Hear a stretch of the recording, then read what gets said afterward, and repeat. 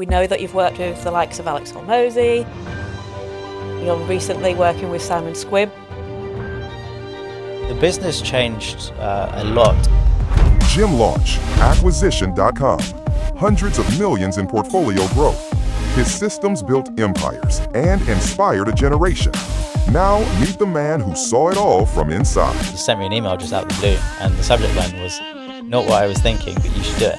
How do you even go about getting a job at acquisition.com for the famous Alex and Layla Hormozi? Now, that's not necessarily public knowledge, but it's also like... Alex and Layla very much involved at that stage, and did they sort of move away as it grew, or what did that sort of look like?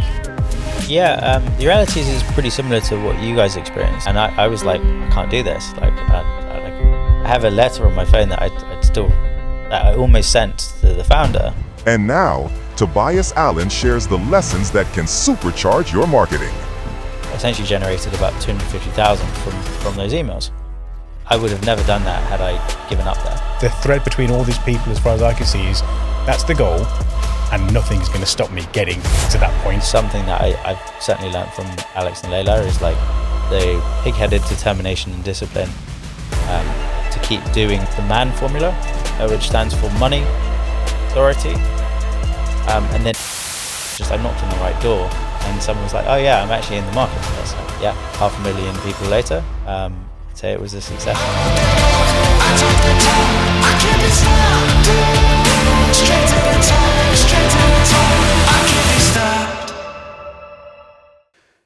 So, welcome Tobias, it's great to have you here today. Thank you, Chris. Yeah, we're really excited to have you. We actually spoke to you a couple of weeks ago. Initially, we know that you've worked with the likes of Alex Hormozi, and then you're recently working with Squibb on the Help Bank, which is how we got in contact with yourself. Had a brief meeting with you, knew you were full of some amazing knowledge, and really sparked some amazing ideas for us alone. So we wanted to be able to share that with our listeners as well. Cool. So for those that don't know, would you like to introduce yourself? Yeah, okay. So for those of you who don't know me, my name's Tobias. Hello. So my background, I'm the former director of marketing for a company called acquisition.com. I worked with some fantastic entrepreneurs called Alex and Layla Hormozi. Over a 2-year period, we scaled a portfolio and did some really defining projects. So we helped launch a book. We registered 500,000 people for a live event, and then sold about 100,000 books in a single day. Wow. We scaled a workshop or a advisory division in Las Vegas and had thousands of business owners fly out to kind of learn how to scale their companies using the theory of constraints. I left that business in March earlier this year. I was then involved in helping a company in Canary Wharf through a Series B kind of fundraise. So we raised about 20 million. Over a 3-month period, we brought on about 47,000 creators onto a platform. And nice. then I left that a few months ago and since joined the Help Bank and Free Humanity team. So that's with Squibb and Help Bank in order to, the mission, there's kind of like 2 missions. So on the Help Bank side, it's to help 10 million businesses kind of get started and scale.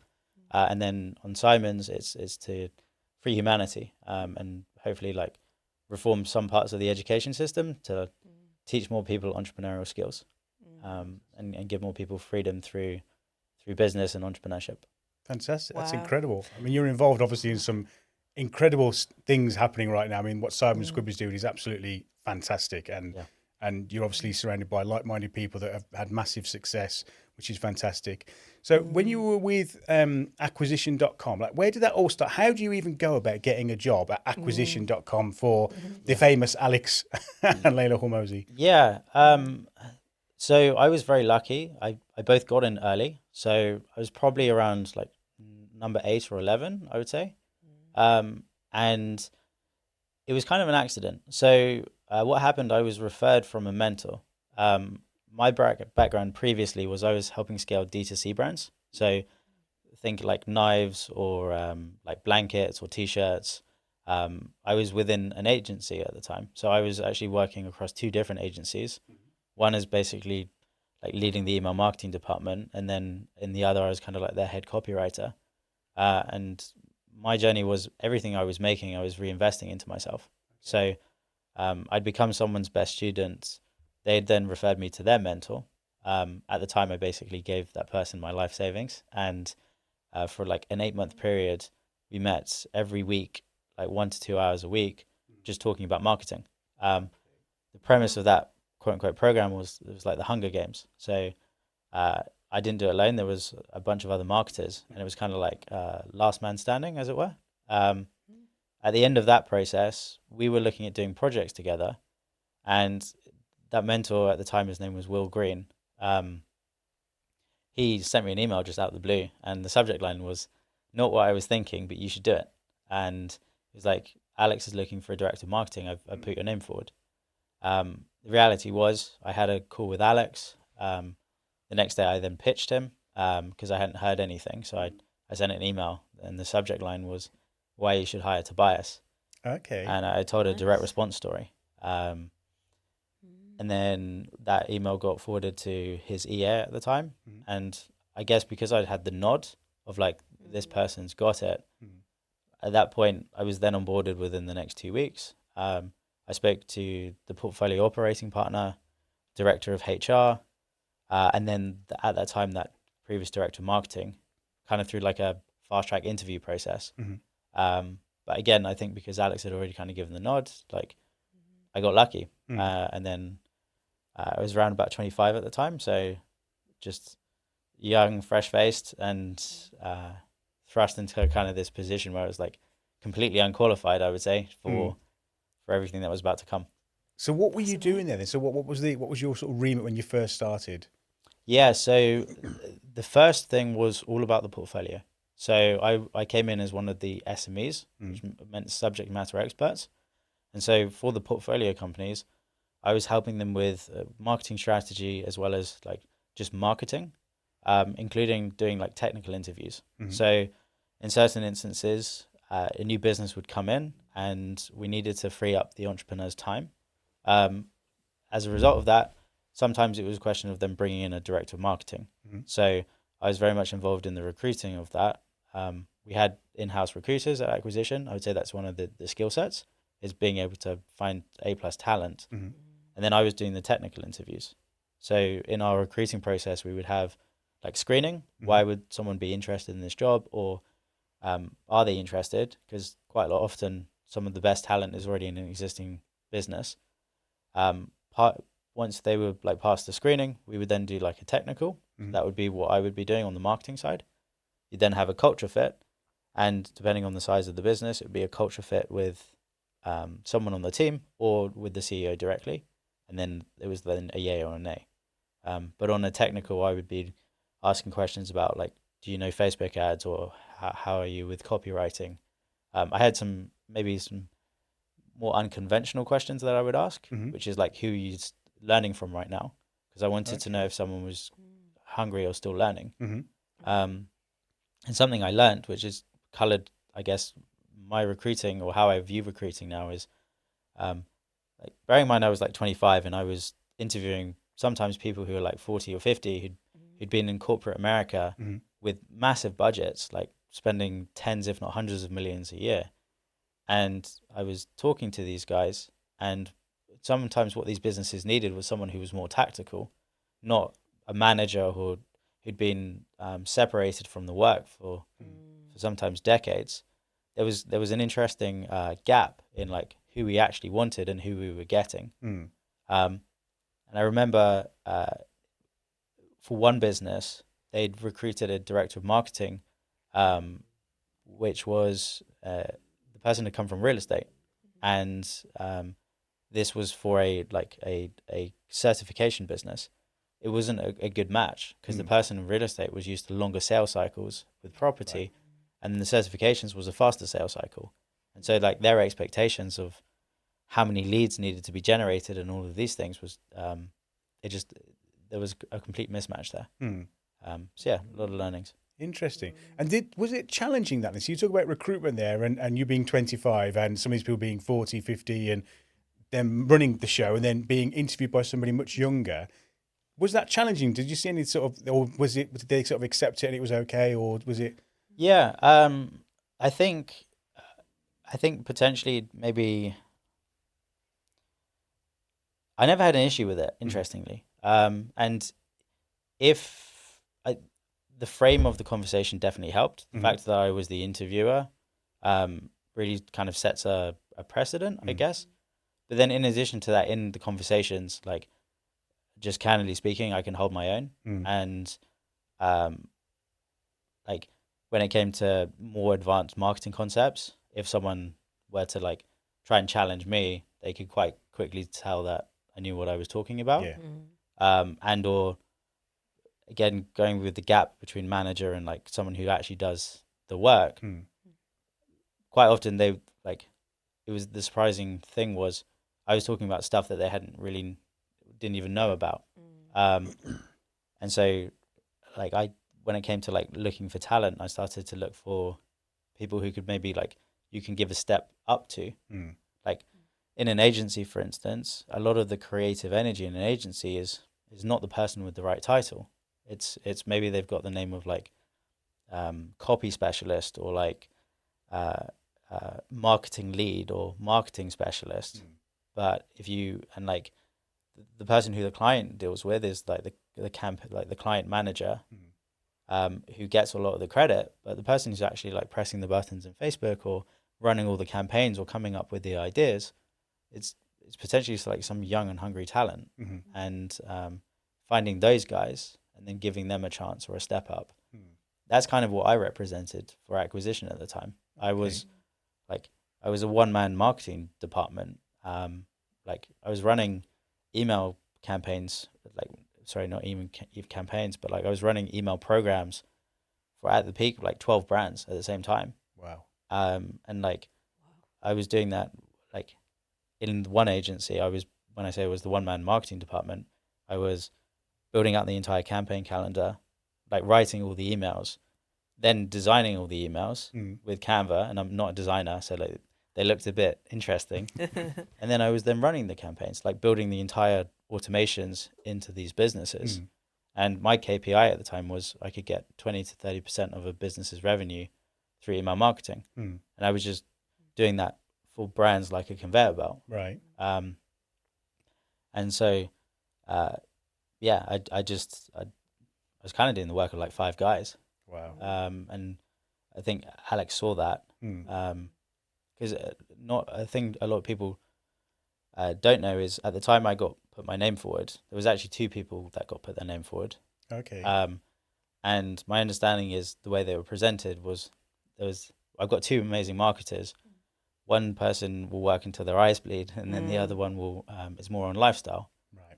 And I was the one who would basically roll the sleeves up. Yeah. And so I got very lucky, but I also, I guess, had a track record for work ethic, which helped. Yeah.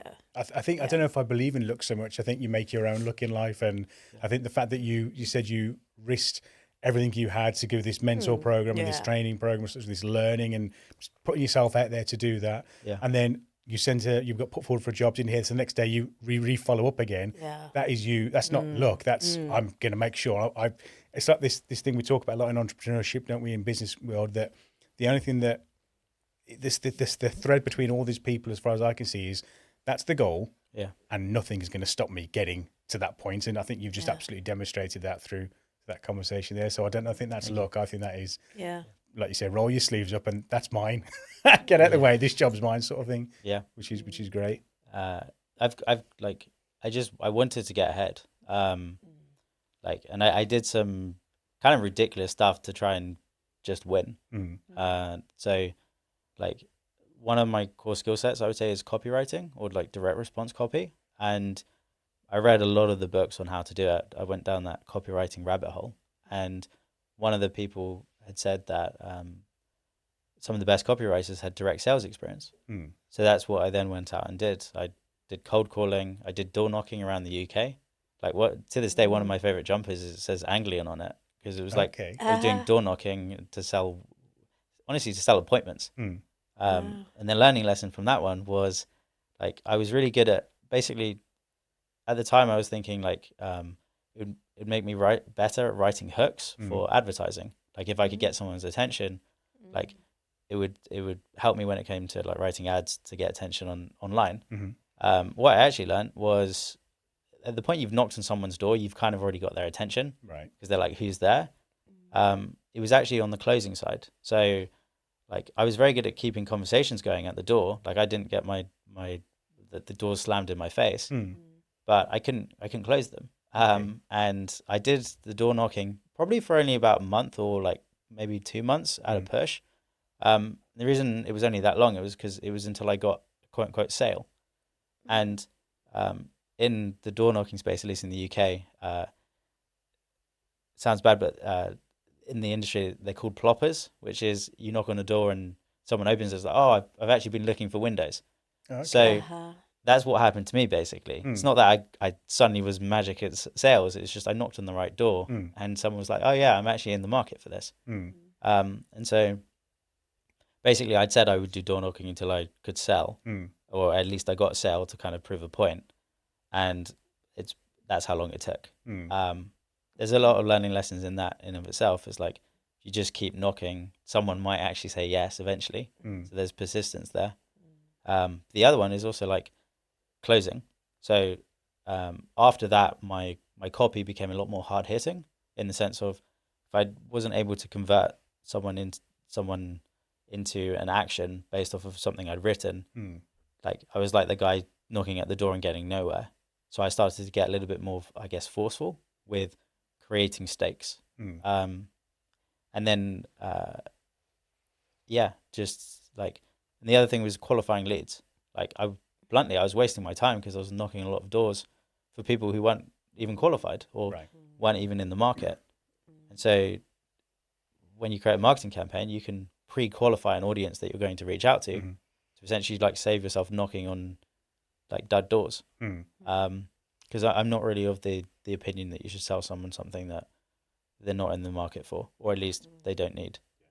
So yeah. It's interesting you say that you learned so much from the door knocking and that you really put yourself out there, because that's how we started our workwear business sort of nearly 8 years ago. And I did all our orders came from me door knocking.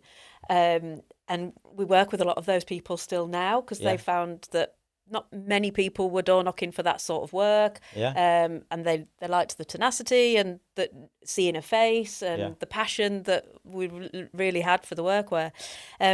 But yeah, that sales technique, sales itself people say it's a great skill to have. And I'd never done sales ever. I couldn't think of anything worse. I went and did a telesales for half a day and I had to leave. I was like, this is not for me. But then I spoke to more people that did sales, and something that stuck with me, somebody said, how many no's can you get today? And then you don't take it so personally, and like you say, you can learn from it and how you can help people and not knocking on the wrong doors and sort of qualifying them. So that's really interesting, that. As a question, when was the last time you knocked on a door? It's been a couple of years now. No, it has been a few years. So now I'm sort of maybe approaching people that we really want to work with more, like maybe an event or something, or trying to make that sort of happen. But yeah, the door knocking, I think COVID definitely totally changed that for everybody. And we noticed the people that we needed to speak to weren't there. And it was almost just, you might as well have made a phone call as opposed to door knocking. So it sort of changed. Got it. Okay. Makes sense. Yeah. The reason I asked is not applicable to you guys, but it's applicable to a lot of business owners. It's like the shiny object stuff. They find a channel. So if you define a channel as like Facebook or YouTube or door knocking or cold outbound, they find a channel that works or they get good at. And then as soon as they get good at it, it's like, okay, great. And then try and move on to the next thing. Right. I remember one of the portfolio companies, we spent a quarter getting good at cold email. We'd ramped up their cold email program, built a sales process that was able to like book meetings and then close sales. We shortened the sales cycle, like we'd halved it. Like it was starting to actually generate results. So spent 3 months, 4 months doing this. Next quarterly review meeting, we're in the exec meeting discussing the next corporate strategy. And the founder of the business wanted to do Facebook ads. And I think this is one of Alex's skill sets, is he actually said, like, we've just spent a quarter getting good at this stuff. Like, why would we then, like, now is the time to double down. and I think that discipline is something that I've certainly learned from Alex and Layla, is like it's the skill and kind of the pig-headed determination and discipline to keep doing the boring work. And like with that company, like they actually had hired an agency to run Facebook ads. They'd put like a 10 to 30,000. They'd already paid like $10,000 to $30,000, and after that conversation, like we essentially like lost that, or like parked it for a quarter. We just focused on cold email again, Right. and like just did that, and it worked because we knew it was going to work. So sometimes it is really as simple as that. That's interesting. That. So with you, when you joined Acquisition, then there were like 8 or 9 of you sort of thing at the very start. What was it like working with such a small team then? And were Alex and Layla very much involved at that stage, and did they sort of move away as it grew, or what did that sort of look like? Yeah, great question. So the business changed a lot over the, let's say, two and a bit year period I was there. And part of that was because of refining the model. So the reality is, it was like we were kind of just like when I say the model, is like testing the portfolio model of what is the best type of deals to do and who are the best companies to grow, and is this working, is this not working. So that's like, in terms of like that side, there was a lot of learnings in that period. Outside of working in the lean team, it was actually fantastic. At that kind of like level of business, you're very highly leveraged, and so you're talking about like the higher leverage business concepts, and the reality is, like, you can kind of become that manager I spoke about earlier, where you're on the meetings and you're not really the one pushing the buttons. There was actually a couple of instances where I felt like I was losing my edge a little bit. Right. And then the book launch came along. So that was 100 million leads. And that was kind of like my opportunity to get back stuck in the weeds again, which was fantastic. And that book launch, the meta concept was use all of the concepts in the book to advertise the thing. And so got to do paid ads, got to do cold outbound, got to do the affiliate side, content, work with the content team, like every method in the book to promote it. And 500,000 people later, I'd say it was a success. Yeah, absolutely. Wow. Absolutely. And I find we spoke of this just before we came on camera, but I find the content that Alex and Layla put out really quite interesting, because from what I've seen anyway, it seems to have been for the past however many years, education. And more recently, I've seen Layla doing more and more content. And from what I've seen, and like I said, I don't know if this is just my feed showing me this or whether there's been a conscious effort to change, there seems to be more personality sort of coming through in the content. So when I look at Layla, for example, there'll be some just goofy moments that sort of happen, or a lot more personal stories as well, where I think there's one that I've seen quite a bit where they talk about when Layla walked into a meeting, into a room with Alex was there, and she was like, do we just need to finish or something? And he's like, yeah. And she leaves, and he's like, afterwards, like, I didn't want to finish with it. I didn't want us to end, but I was so focused on what I was doing, I didn't have the bandwidth to take on anything else. And when that happened, it was like, well, no, actually, I don't want that. And so, is that been a conscious effort? Do you think that that content has changed, or is it just that my feed is just showing me something totally different now? Yeah, so I think it's a couple of things. One is the market has moved on from when the content was first being created. So, like back in the day, a big idea was, at least in the coaching space, a lot of people were charging high ticket for business content. And so it was like taking the course or the program that someone was charging tens of thousands of dollars for and giving it away for free. What that did is that actually started to change the marketplace, in the sense of, like, for people who weren't doing that, then they couldn't necessarily compete, or like there was quite a large gap being made. And so I think a reason the content has shifted to a degree from just educational is because the market has shifted, in the sense of you've got thousands of tens of thousands of more people doing it. It doesn't get the same attention that it used to. So that's one element. And so to that point on the relatability side, it's like what is stuff that only you can do or only you can talk about? Well, stuff that's inherently personal to the individual, there's an answer there. And then the other thing is with content is like, what are you leaving for the viewer, or like what is the transformation that the other person is going to get? Like the educational content is amazing, but it's in terms of packaging, it's not always the widest thing or the thing that gets the most views. What can get the views is a belief shift or an underlying paradigm shift that you're able to potentially do in like the 60-second piece of content where someone comes in and then they leave with a different worldview, and like content that tells stories or has an ability of giving someone a new way of viewing the world. Can be more powerful than just here's 5 tips on how to lower your lead cost with Facebook ads. So there's that piece. And then the other thing is just the content team behind the scenes. So the reality is the content team has changed over the last couple of years over in that business. And so you will see the fingerprint of the person behind the camera and the editing change because the editors have changed and the brand director has changed.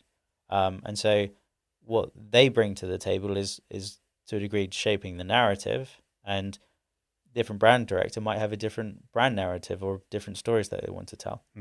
And so I suspect that's an element of it too. Interesting. So me and Helen are husband and wife. Yeah. We work together. We live together and all that. Obviously, Alex and Layla, the same sort of thing. Yeah. I know you won't be able to say all these things, bits and pieces, but what's it like sort of like behind closed doors? I mean, so at the start, we found that we were crossing over on a lot of stuff. Yeah. And so there was a lot of arguing. And because, I think you get quite precious when you've got an idea, this is how it should be done and this is what I want to see. And other person brings a different view, which is great. And you need that. But sometimes you get a little bit like, no, that's what. And so we were arguing a bit, weren't we? Quite a bit, actually. And then we found our groove and we sort of said, right, well, you're only going to focus on this side and I'll only focus on that side. I'm going to trust you guys to, I'll trust Helen to do what she needs to do. She'll trust me. And that worked a lot better. So how did they manage all of that? Was it similar or was there a lot of crossover? How did that sort of work? Yeah, the reality is it's pretty similar to what you guys experienced of like division of roles. And my understanding is it was actually like they also have mentors or had mentors in the early stages. And it was an early mentor of theirs that had suggested that Alex step into marketing and then Layla step into operations.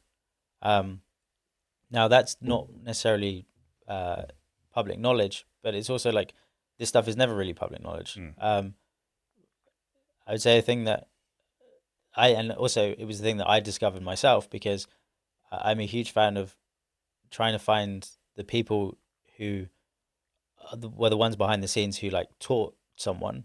And so I've done that with a whole bunch of entrepreneurs on like, where is the source of the information? So like, I discovered that there was a pocket of online businesses that had all been, they're like the top online businesses at the time, at least in the online coaching space. I was like, where is their underlying methodologies come from? So I traced them all back to the coaching programs they were being in. And by understanding the methodologies or who taught the teachers, I had, I guess, a bit more of an edge. And so that was how I actually found out about the mentor for Alex and Layla is like, I found a web page on the internet and they were a testimonial back in the early stages. So yeah, stuff like that. But in Alex and Layla's case, it was the division of roles, Alex marketing, Layla operations, and each of them get very good at that area. And then communication. So just making sure that you communicate and the kind of stuff that goes into a relationship. The hard stuff. Yeah. The stuff that sounds easy is the trickiest part sometimes. We find we're not talking to each other through gritted teeth and slamming doors in front of the staff anymore, so it's a positive. Well, that improved when we separated rooms. We no longer work in the same room anymore now, you see. So separate bedrooms, no, I'm joking. Yeah.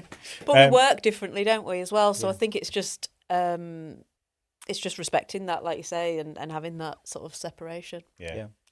So between the two of them, last question on this then, but it's really interesting me. Was there like a quote or something that each of them taught you that has been really powerful and sort of fundamental to your growth and learnings, do you think? Or Yeah.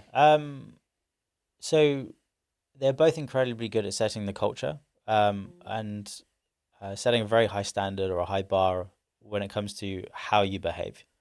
And so some of the ones that come to mind is like outwork your self-doubt.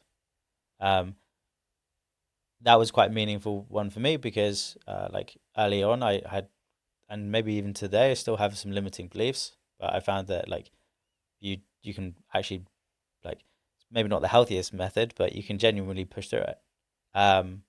Like for me, for instance, there was a time that I literally did 24 hours of work. Like it was an all-nighter, like, and like I realized that I'd reached a physical cap on how much work I could do in a day. Because I literally did an entire 24 hours. And then that was a huge paradigm shift for me because it was like, well, I'm working on the wrong stuff because there's not enough leverage there. Right. And that did more for like a belief change for me than anything other thing. And I only did that because of outworking. Again, that's not necessarily healthy. So outwork yourself out would definitely be one. Hard conversations grow companies. So actually leaning into the stuff that people don't want to talk about is actually where a lot of the growth can happen. And do the boring work. That's definitely one. Those three are kind of top of mind there. And volume negates luck. Actually, that's a defining one. Is like where most people might do 100 emails, like cold emails. How can you do 200? Like the volume required to win, I think, is heavily underestimated in a lot of different businesses. A lot of people give up before they've even done the amount of reps required to see a result. Like it's like going to the gym and lifting one weight and then expecting a six-pack. Yeah. Versus not just going and lifting heavy weights, but then going and lifting heavy weights for an extended period of time. And that's why I'm a huge fan of Alex's rule of 100. Is it's 100 of the inputs of that activity. So let's say it's sales, 100 pitches a day for 100 days. Because that's for a lot of people, if they're doing it seriously, that's a good amount of time to actually see traction or results or get data in that you can then improve from. A lot of people just don't do enough. And it's quite humbling, and you kind of have to put your ego away in order to do that. Yeah, it's really interesting. You do have to make so much sacrifice in order to go that extra mile physically. Like, friendships, personal life. It's not nice to say, but something has to give, doesn't it, to have that real clear focus. It's something that you were very open about, saying you really enjoy carrying on working because you can then see the positives in it. But then people keep saying you've got to have a work-life balance. And Chris was like, but do you? I enjoy the work and seeing the results. And you almost made to feel guilty. I mean, the 24 hours, okay, that's too far. Yeah, that was extreme. But yeah, it's interesting how, seeing results is also extremely rewarding. And yeah, you do have to listen to your body. But that tenacity is definitely something that we hear from that success. And just like they say, if you do an extra rep, an extra round at the gym every day, or an extra hour every day, that does accumulate, doesn't it? Yeah, and particularly in marketing, a frame I kind of like is treating marketing like warfare. It sounds quite lame, to be honest, when you're like, people are saying like I'm in the trenches or like I'm at the coalface, but like when it comes to attention, there's a famous German general who spoke about in war, the person who will win is the one who will go the furthest. That opens up a bunch of ethical considerations, but like how can you go further than the other person when it comes to getting attention? And sometimes that could be the difference between success and failure.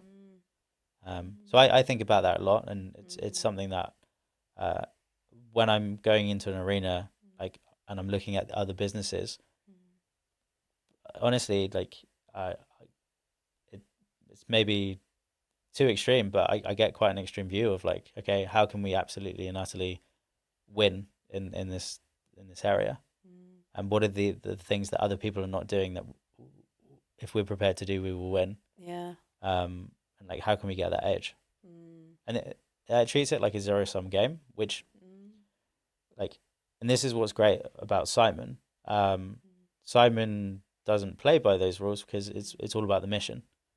So it's like it's a very different way of operating, but there's many different ways to kind of get an outcome. So context, I think, is super important.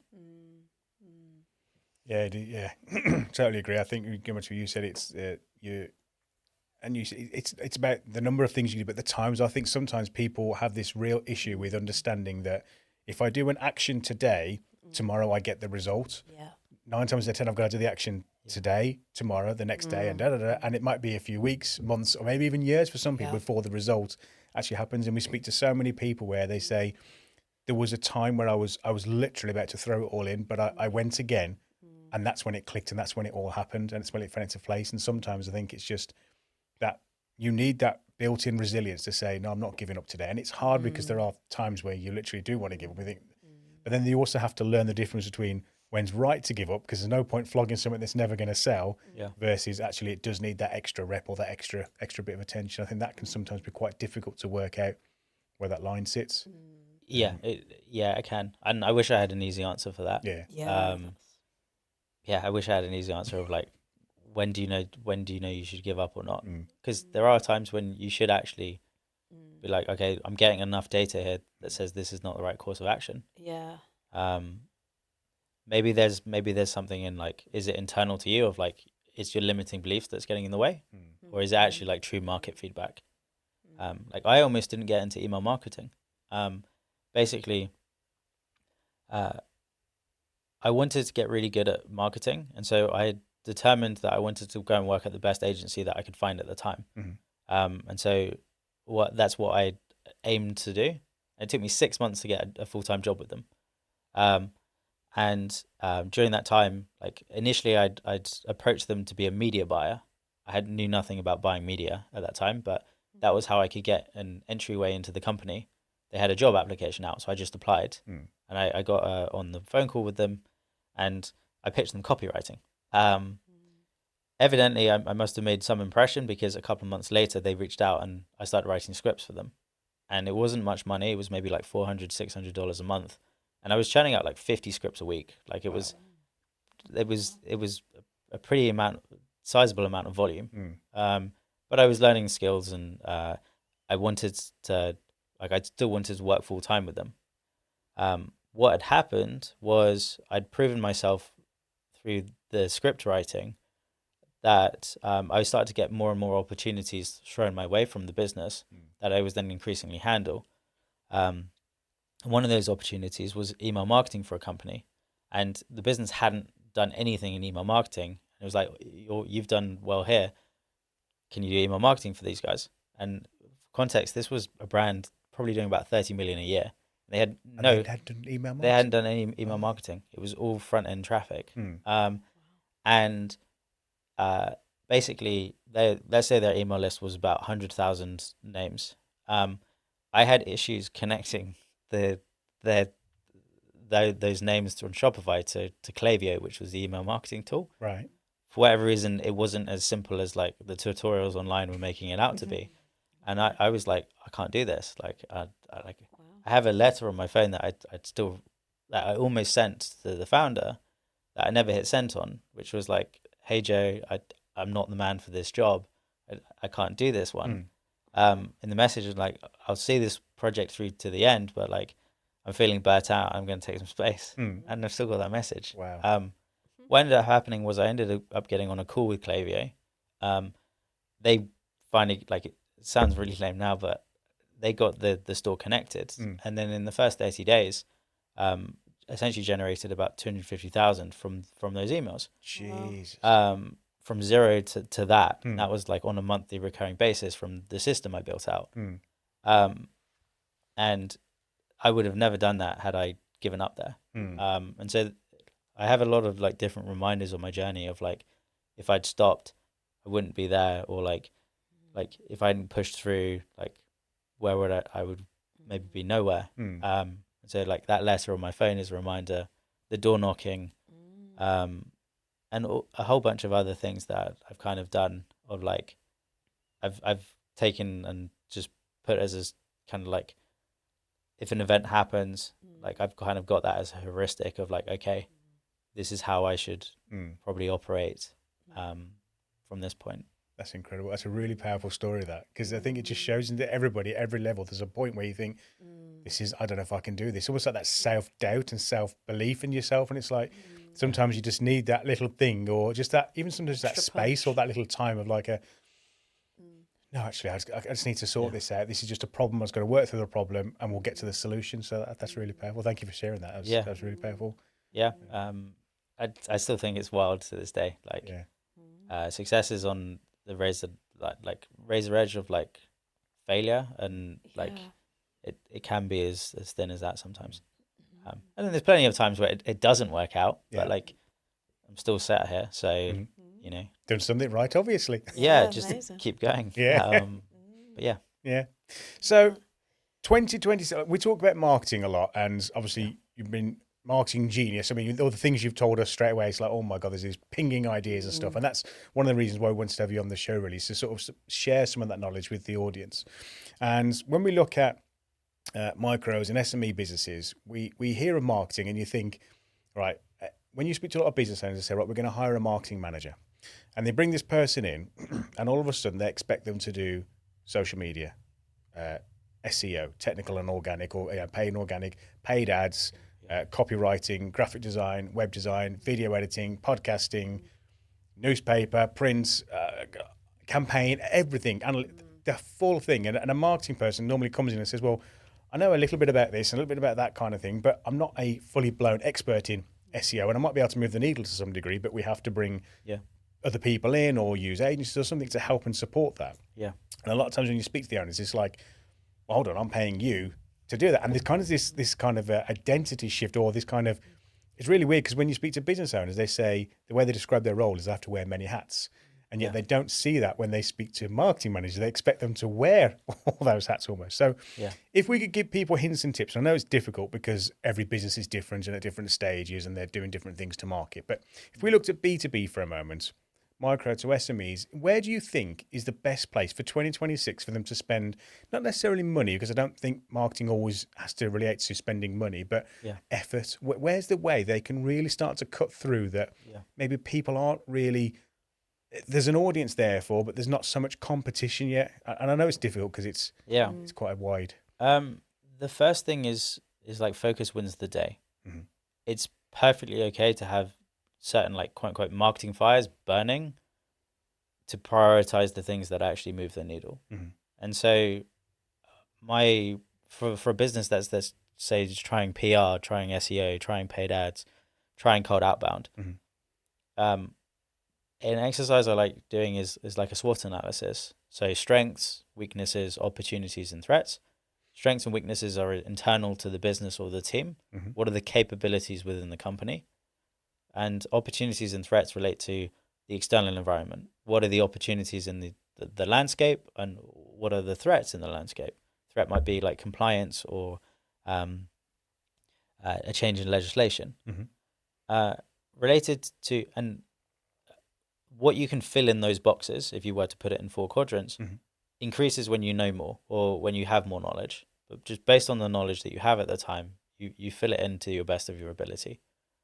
My suggestion would be you look at your strengths and weaknesses and the opportunities. You do that strategy kind of analysis, and then you list out the channels that you're trying to grow in your business, and give yourself permission to cut out the ones that you maybe don't have capabilities in, to be able to double down on the stuff that you're good at.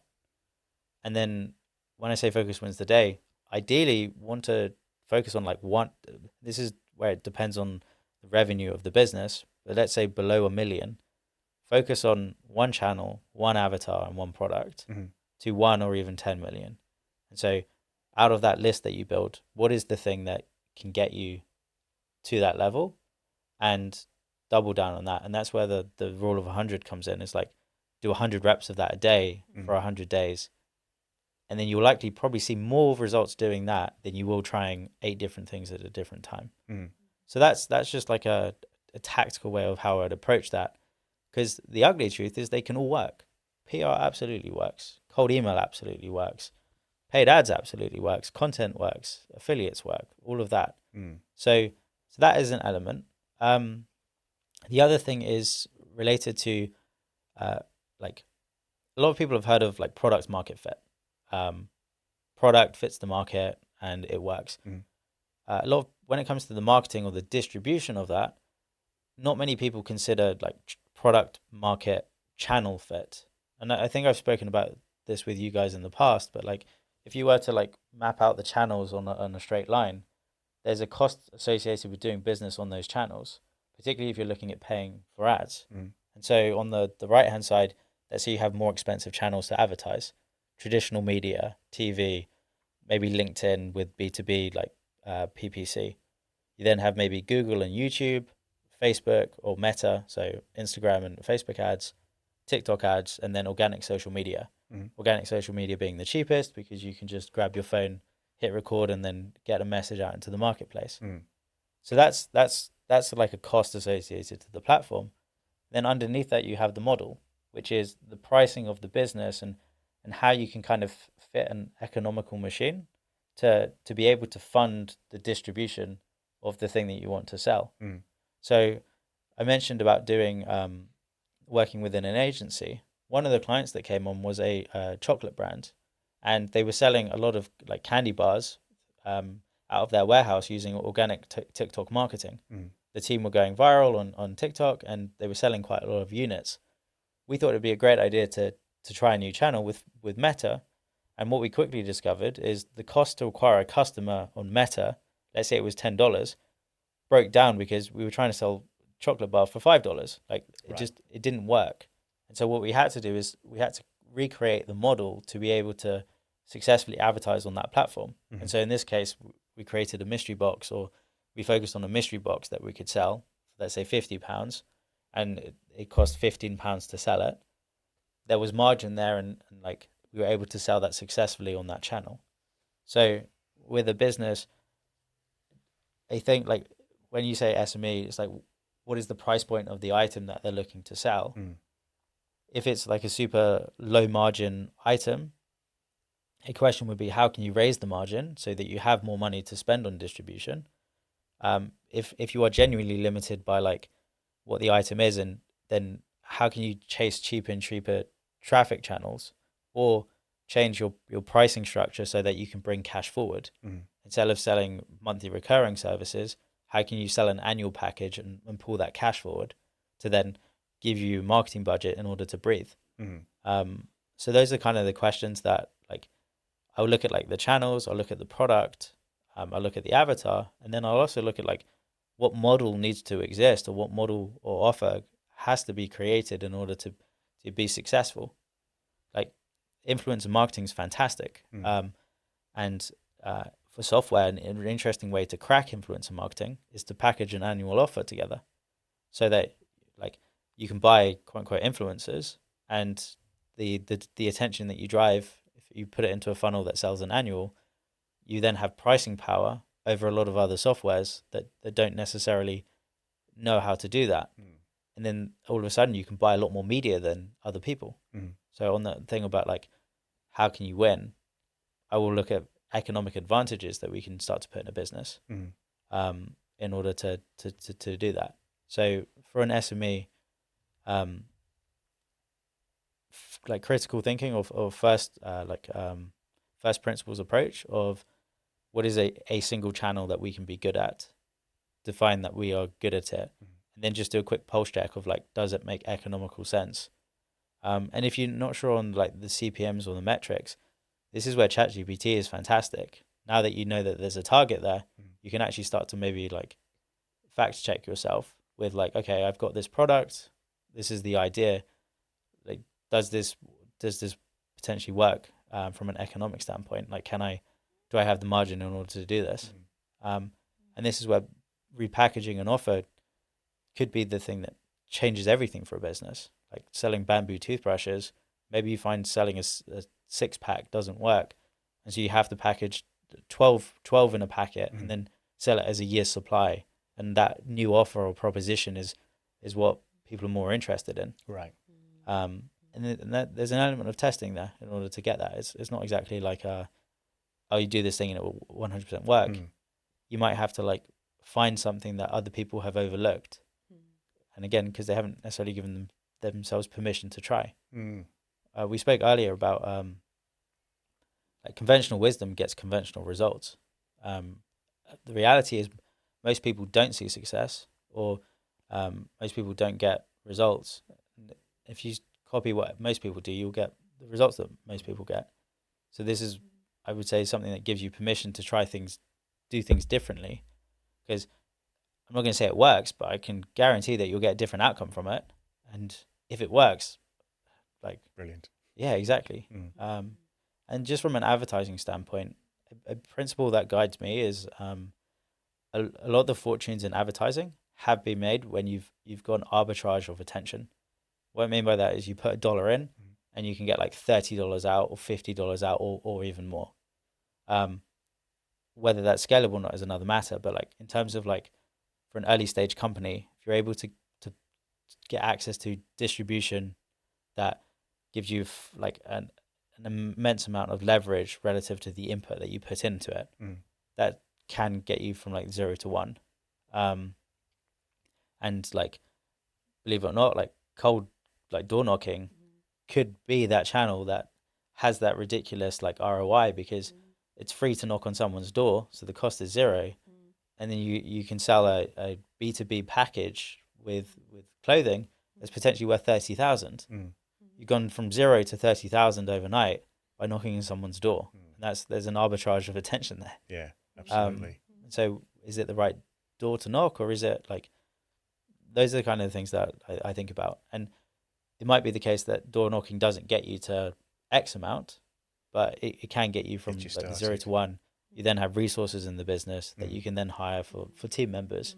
And then those team members bring their unique skill sets, which if you hire a team member who's good at Facebook ads, guess what? Maybe your business suddenly has Facebook ads as a method to acquire customers. But you only could have got to that point by doing door knocking to fund it in the first place, which goes back to sales, what we spoke about. It's like close the deals, get the revenue, and then reinvest. You mentioned a really interesting point there. So people think about a product and selling it, and they automatically assume that the product's fine, and it's the marketing now I need to fix to get the sales. Yeah. And then something you mentioned there is about sometimes you have to tweak the offer or the product to fit the market. And I don't think a lot of companies do that. They think of, well, this is what I sell. Like if we take workwear, for example, we sell workwear. Yeah. And I sell a polo shirt, and that's the polo shirt I sell, and that's the embroidery. But actually the market might not want embroidery, the market want print, but I'm not prepared to change on that. So it's not the market that's wrong, it's the product. And it was really interesting where you said the chocolate situation where it was £10 to acquire on Facebook. Yeah. But the product was £5 or $5, and so which case then it made no sense. So we packaged a bundle, so the idea of being open to changing the product and the offer is something that I think a lot of businesses could take away from that, in that it's not always the marketing that is the issue. Sometimes it's the offer or the product that needs looking at. Yeah, and potentially how you sell it as well. Like I've been doing a lot of starter kit calls, and some businesses come in and they're trying to sell an item for, let's say, £3,000 on a landing page. Now, broadly speaking, if you look at conversion rate on a landing page, let's say it's like 2%. Right. So in order to sell a £3,000 item on a landing page, you have to send, for the sake of argument, a lot of traffic, like let's say 100 people. But we know that doesn't necessarily work. You can send 100 people to a landing page and no one's going to buy that £3,000 item. The sales process or the sales mechanism is broken there. Like my advice to those guys was like, you can't actually sell. I mean, you can do, but like it's incredibly difficult to do that. Like you have to think about what goes ahead of that on the marketing side, and or change the way that you sell in order to actually be successful. So the advice that I gave them was to actually take it off the landing page, put a calendar there instead to book calls. The conversion rate on the page changes from 2% on a good day, or 0 because they were making no sales. Right. And with the calendar, let's say the metrics now is maybe 10 to 15% of people who hit that page book a call. Okay. Let's assume 100% show up rate. So for 100 people who hit the page, you've now booked 15 calls. Now you have an option of leverage on the call on how you can sell something for 3,000. And like you can absolutely sell something for 3,000 over the phone or on a meeting. If anything, the thing I told them was you can actually now raise your price, because if you're on the call anyway, you've got a little bit more like pricing elasticity, in the sense of like a salesperson can close the deal. It takes the same amount of work to potentially close something for 3,000 as it does 5,000 or even 10,000. Increase your price a bit, and you can then have that margin to then, to the topic earlier, buy more advertising or buy more distribution. And now all of a sudden you've got pricing power and the ability to use that pricing power to get more customers. So things like that. And in that instance, it was like, well, which way do you want to go? Do you want to have a landing page that sells maybe a lower ticket item to get people in the door, or we start high first, close some higher ticket sales, and then go from there? Right. I'm a fan of moving upstream first, at least for like 0 to 1. Again, for margin and just survival, and then doing more on like the downstream for like scale. Okay, interesting. Yeah. So how important do you think it is to not necessarily own in this world, but to we use platforms like Facebook and TikTok and Instagram and all these other things to sort of generate sales and marketing and inquiries and stuff like that. How important do you think it is today to make sure you are the one capturing and owning that data, so to speak, rather than, I mean, there was this thing wasn't long ago when TikTok closed or shut down for a few days, or was it a day or something? And then companies were saying, oh my God, my business is now finished. People that sell on marketplaces, for example, where they don't really own the data. As soon as eBay or Amazon switch off the site, you lose those customers. How important do you feel it is to own that data and utilize it in the right way? I think from a digital marketing question, it's almost everything. It's like, I think there's that Archimedes quote. It's like, if you give me a lever long enough, I can move the world. Your CRM and your data is the lever that you can use to influence the internet. Like, if you have an email list with hundreds of thousands of people on it, like, let's say you decide to post a YouTube channel, a YouTube video, and you send tens of thousands of people from your email list to the video, that might be able to trick YouTube into thinking that video's got like potential, which can then like put it into a new category. I get quite philosophical with marketing, so if you'll forgive me, but like, if you think about virology in terms of like biology, and like virology in like social media, there's a lot of principles that carry over. And so like a viral clip on social media might go to the existing warm audience first, and then if it's got the legs, then the algorithm starts to show it to colder and colder traffic. And if it's a good piece of content, it can withstand the cold. Like, it's got a heavy coat on, so it can go into colder and colder environments. With your it's the same with virology. Of like a really resistant viral strain of bacteria, like, it goes to the easy bits first, and then if it's deadly, it can keep going further and further. So you can take a lot of the principles from other fields. A field is just a box. You can hop fences. Take a lot of those principles and apply it to other realms. Like, I've been studying the water table recently in relation to like marketing ecosystem design. Like, it's a whole different other thing, but like, if you view the internet as like a huge ocean, a funnel or a marketing funnel that a lot of people talk about is just a straw on how you can get customers off the internet. But like, a straw is not exactly the best thing to pull water out of an environment. I'm kind of thinking about like, so what would an alternative look like if you didn't have a funnel? How else could you get water out of the ocean? And this is like, it's a whole thing there. But in relation to owning your assets, I think it gives you so much leverage for all the other platforms. And I think that's actually part of the game, is you get as much attention as you can on all of the various channels, and you direct that attention into assets that you can control. Right. Your CRM or customer relationship management system, if you set it up correctly, it gives you like basically a spaceship. Like just the like a lot of people don't know what you can do. So going back to the analogy earlier of like the general, whoever goes the furthest wins, or you're playing chess. A lot of people are playing chess on a defined board of what they think is possible, while you can be over here doing moves that people don't even know are available to you. I'll give you some of the things you can do with the CRM that people don't realize.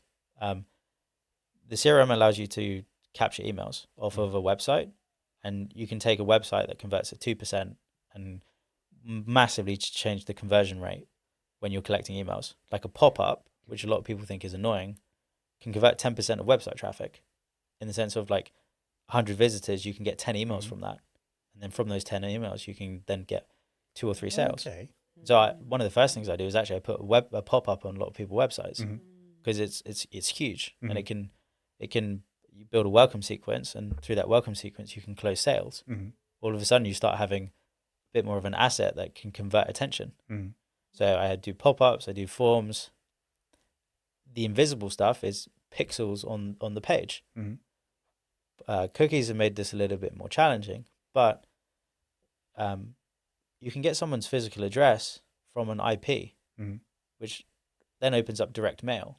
So you can then turn a website visitor into a potential physical address that you can then send to like a direct mail, or you send someone to knock on their door. That's an extreme example, but like that's all from like a CRM. In addition to that, you can put pixels to target on other channels. So you can put a TikTok pixel, YouTube, Facebook, TV streaming. Like you can follow people on TV. Wow. So if someone's watching like The Walking Dead, like you can go boo and like show them a hyper targeted ad based on they've seen your webpage. Right. Okay. But this CRM gives you a leverage point to be able to do any of that stuff. I'm not saying you should do all of it again, but like it starts to give you an edge or the moves off the chessboard that other people don't even know that they can do. So yeah, I'm very bullish on CRMs. Fantastic. Okay, amazing. That's really interesting. Yeah. The CRM is like, when we had ours, probably, I don't know, it was at the start, it was something that I'd not properly used in other businesses as a fashion designer, but the power of them, if they're used correctly, is amazing. Like, and some people are like, oh, it takes ages to put that information in, but what you can get out is amazing, isn't it? It's the old saying, you put shit in, you get shit out, sort of thing. Yeah. I'm French, but you do have to take that time at the beginning to put the quality stuff in, and then what it gives you on the outside is it's amazing how many companies actually, the business owners I speak to, and they say, so you've got a CRM? No. Yeah. I still a spreadsheets, or it's up here, or we got an email, we got a Word document we all share with access to. It's like, oh my God, how are you running a business without a CRM? It baffles me, to be honest. Yeah. Baffles me.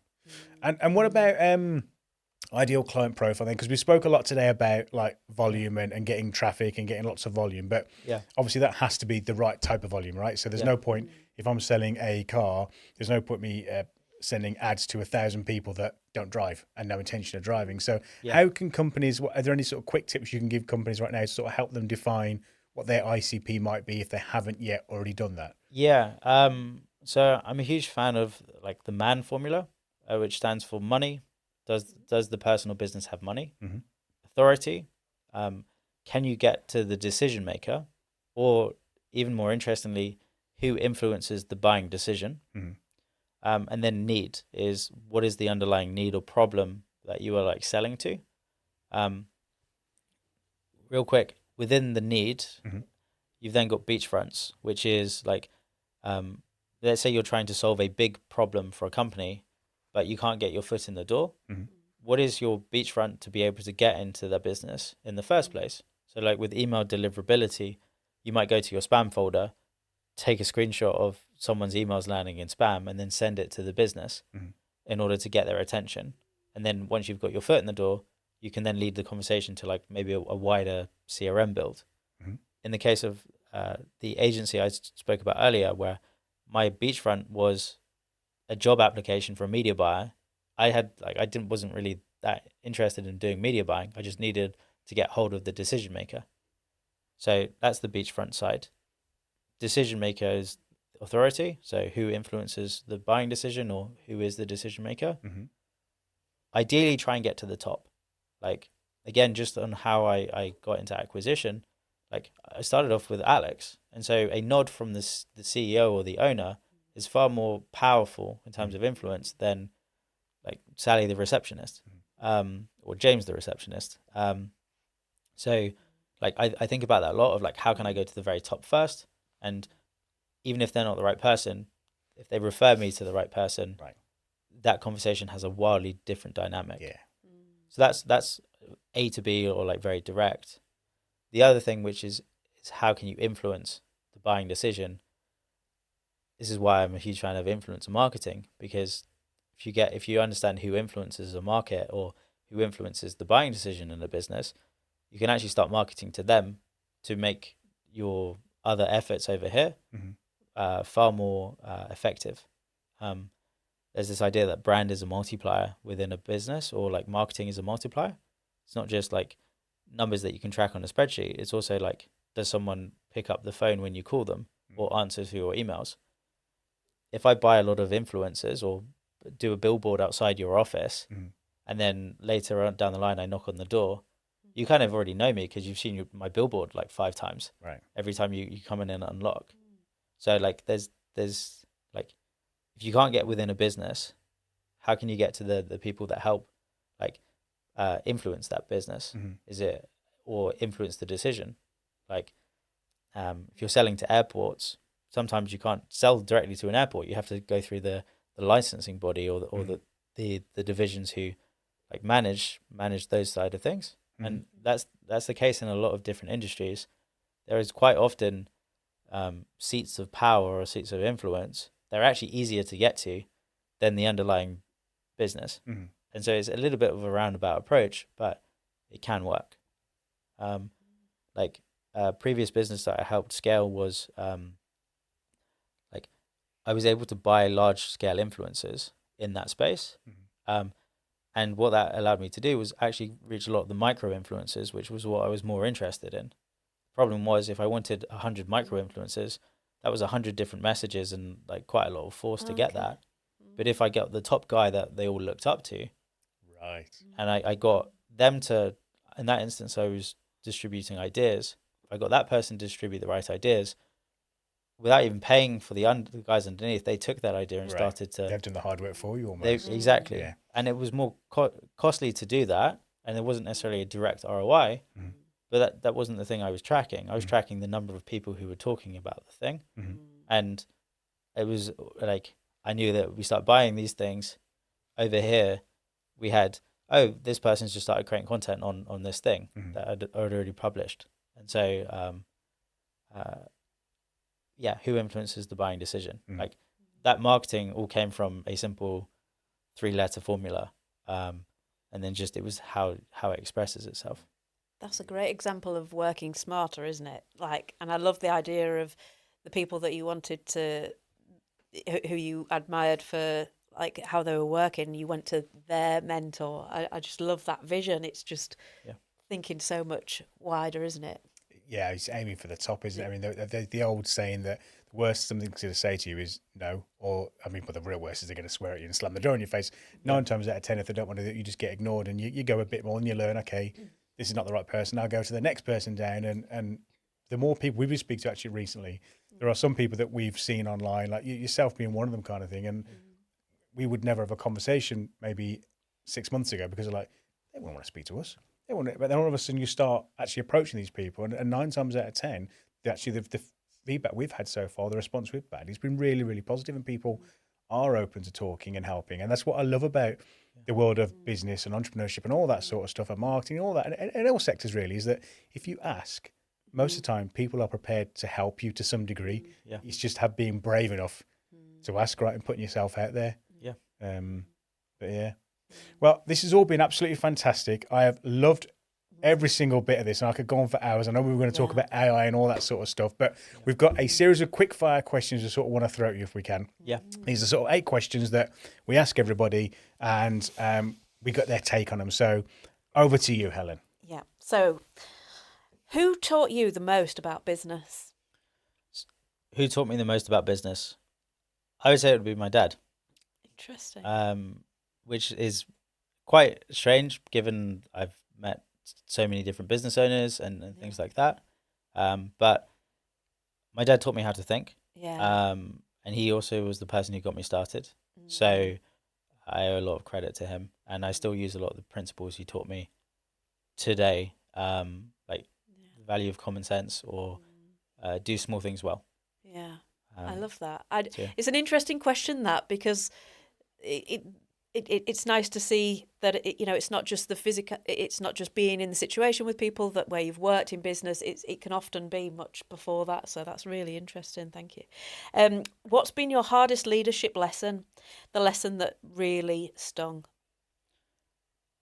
The hardest leadership lesson that I had to learn, or the one that's kind of stung the most, is when a business is scaling or hyperscaling, you have to scale with it in order to keep up. Otherwise, you'll be left behind. And that's quite a painful process, because if you've got an identity around a skill set that you're good at, you have to kind of leave that identity in order to start developing the other skills that business needs at that time. And so those skills might be like more leadership skills, how to design an org chart, how to hire and fire, how to manage a team, which you might not have necessarily had when, let's say, you were doing the marketing and all you needed to do was just create ads and things like that. So, keep pace with the business, otherwise you'll be left behind.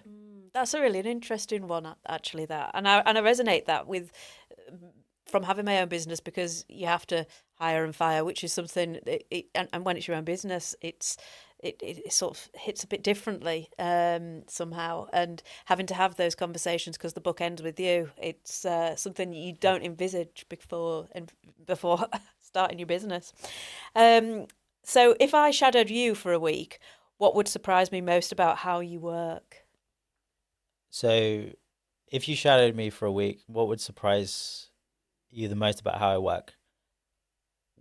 I think the thing that would be the most surprising is where I spend my time and attention. Okay. You would probably see me do stuff that you'd wonder why I was doing it. And you would probably see me hyper focus on certain details that you wonder why I was hyper focused on it. So I mentioned my dad earlier as a like parable for where I learned a lot of stuff from. He taught me the value of do small things well, and he was a property developer. I remember he was getting a flat ready to sell, and I saw him essentially dancing around the flat with a can of white paint and a paintbrush in his hand, and he was like touching bits of the wall up. And at the time I had no idea why he was doing it. I thought it was a complete waste of time. And I asked him why, and he said, you don't necessarily see those small details until you take a step back, and the bigger picture is much better. That white paint, like those finishing touches, genuinely made the place look brighter and more polished, and it made a better complete picture. And so in a marketing campaign, small details that you think, why am I doing those things? It's because you take a step back. It creates a better overarching campaign, because it's the little details that make it. Wow, I love that. That's brilliant. What's the most single underrated skill in business that you would say is here today? What is the single most underrated skill in business? I would say it's giving yourself permission. I think a lot of business owners or people give themselves labels, or they put themselves in a field. And as I said, a field is just a plot of land with a fence around it, or a label is just a piece of cloth. You can put whatever you want on a label, or you can basically hop the fences. And if you give yourself permission to do stuff that other people don't necessarily do, you can get different outcomes. Yeah, I love that. Brilliant.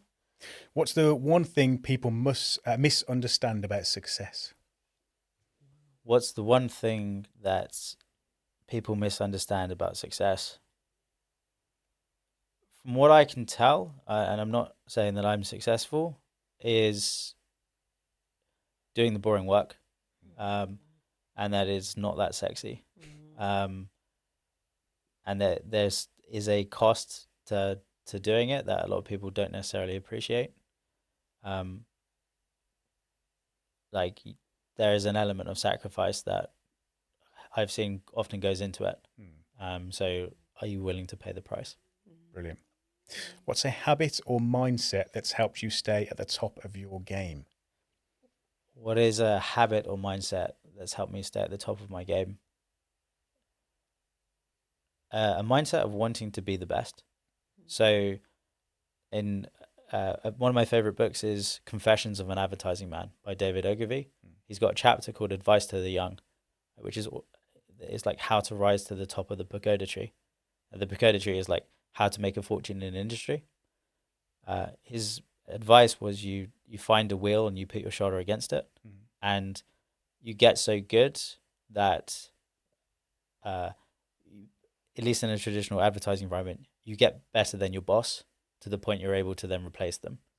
So a directive I personally give myself is like, how can I become the best person in the business? Or how can I get better than the person who runs the thing? And then at that point, I will often, and that's what I will strive for. Brilliant. What's something you believe every great team needs, but most leaders overlook? What is something that I believe every great team needs that most leaders underlook? I'd say there's two parts to my answer there. One is like sincere candor, or like radical honesty. So we talked earlier about hard conversations grow companies. If the team is able to have those hard truths or speak in an open environment, those difficult conversations can lead to growth. So that's one bit. And then the other thing is maybe surprising is fun. Like there are real sacrifices that come with doing impressive stuff, whether that's late nights or the risk taking involved. And sometimes those risks don't pan out. Viewing it as a journey and like, how can you have fun on the journey?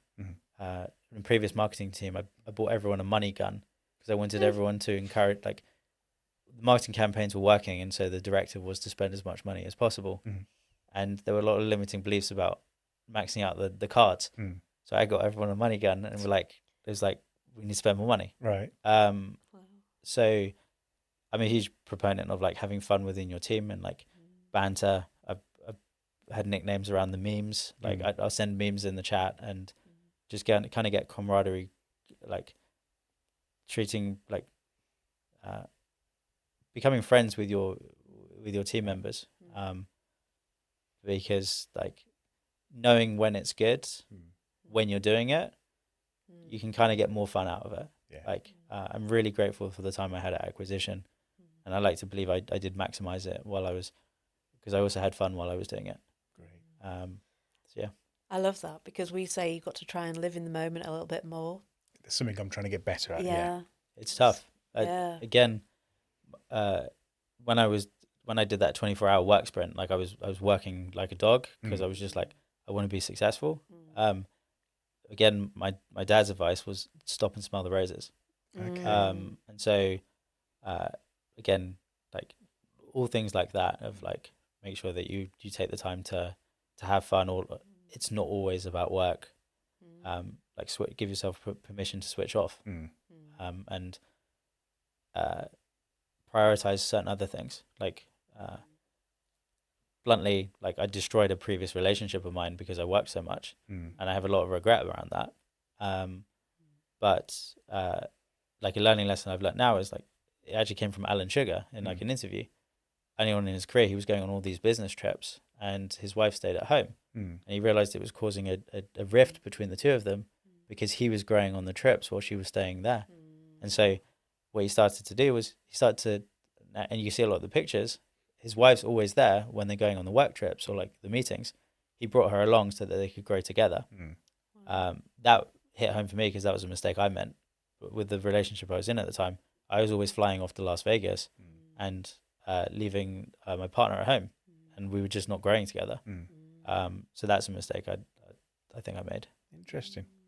And finally, what's your biggest "I wish someone told me that sooner" lesson? What's my biggest "I wish someone had told me that sooner" lesson? I think it goes back to permission. Again, I was very lucky that my dad gave me permission, quote unquote, to upset people